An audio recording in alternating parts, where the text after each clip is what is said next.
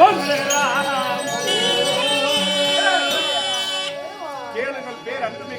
அவர்களை சதியும் பதியுமாக அந்த பரமனும் பரமேஸ்வரனும் வந்திருக்கிறார். ஆமா, பார்வதியும் பரமனும் அமர்ந்திருக்கிறார்கள். ஆமா, எத்தனையோ லட்சங்கள் போட்டு கோயில் கட்டியிருக்கலாம். ஆனா அந்த கல் தெய்வம் பேசாது. ஆமாங்க, பேசு தெய்வம் வந்திருக்கிறது. நேரடியா வந்திருக்குது. ஆமா, காரணம் என்ன? உங்களுக்கு அருள்வாக்கு தருவதற்காக. ஆமா, இந்த கனகராஜனும் கனகவடியும் குழந்தை இல்ல காரணத்தினால கைலாய மலை சென்று குழந்தை வரவாக போகிறார். அதே போல உங்களுக்கு பிள்ளை வர வேணும் என்றாலும் சரி, அதாவது திருமணமாக வேண்டும், உடல்நலம் சரியாக வேண்டும், இப்படி படிப்பு வர வேண்டும், திருமணம் ஆக வேண்டும் என்று மனதில் நினைத்து உங்களால் முடிந்த காணிக்கையை செலுத்தலாம்.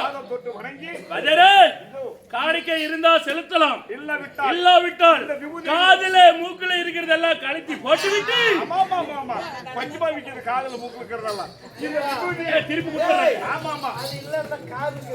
திருப்பி கொடுத்துடுறேன் காலில். ஆமா ஆமா, இந்த விபூதி எடுத்து உங்க நெத்தியில் வைத்து உங்களால் முடிந்த காணிக்கையை செலுத்தும். எப்படி என்றால் காலையில எழுந்த உடனே நம்ம நம்பிக்கை உங்களுக்கு வரும் வேண்டாம். காலையில எழுந்த உடனே மலஜலம் கழித்து இருக்க நம்ம கொல்லக்காட்டுக்கு போறோம். ஆமா, கொல்லக்காட்டுக்கு போய் மலஜலம் கழித்து விட்டு ஒரு கல்லை எடுத்து உடல் சுத்தம் செய்து வருகிறோம். அதே கல்லை எடுத்து மஞ்சள் குங்குமம் இட்டு அதை கடவுளாக நம்ம மதிக்க வேண்டும்.